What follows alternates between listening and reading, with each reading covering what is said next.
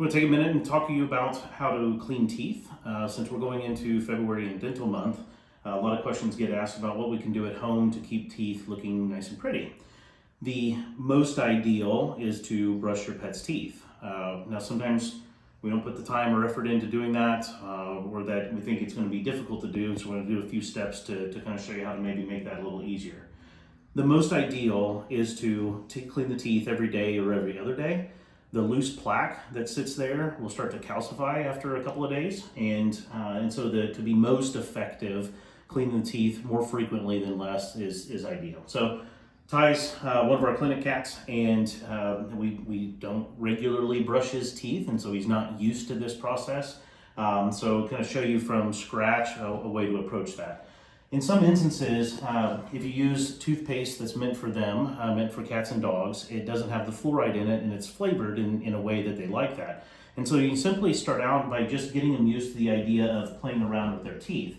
And what I'll do is I'll take my finger and we'll just work our way around the teeth, and you're working it against the gum and the crown itself. And you sit there and just work it against the teeth for a couple of minutes at a time. And if you have that flavoring on your finger, then that will give them something a little bit more enticing to allow you to do that. And if you do that for maybe a few days to a week, or when you get to the point that they feel comfortable with the finger in their mouth, you can progress to adding something with a little bit of friction. And a lot of times I like to use gauze because it'll add a little bit of friction that gives them a sense that we're working to a toothbrush. And same concept, as you just lift up the gum line and you work against the teeth, and you're really working against that crown and the gum line, just like we would when we think about brushing our teeth. And he's actually cooperating pretty well for that. Doesn't act like it's too big of a deal. For the sake of the actual toothbrushing process, then we can start using some of the tools that they have available. Some people really like finger brushes, especially when you're talking about dogs, but this is a good example. So I've got fat fingers, and this one doesn't really want to fit. So when it comes to working that against the tooth, I don't know that I have as much control as what I would like with this, and especially in a cat's mouth that's really small, trying to get between the tooth on the inside of the gum may be harder to do.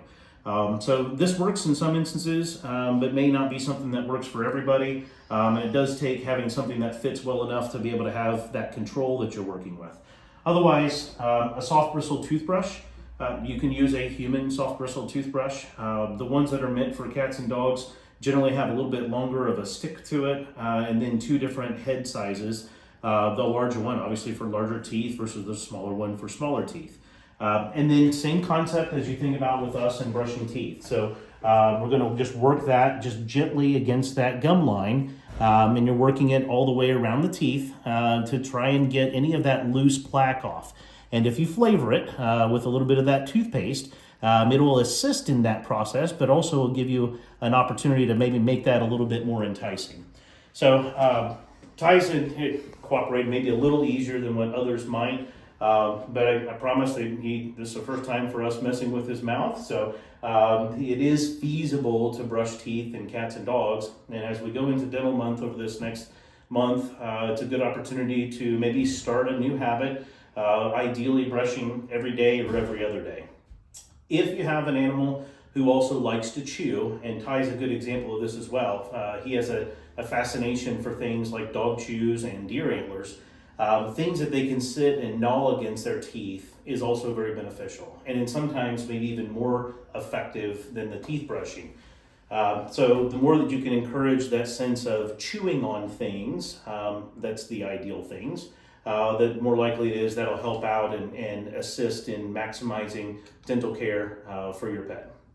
If you have any questions or concerns, please let us know.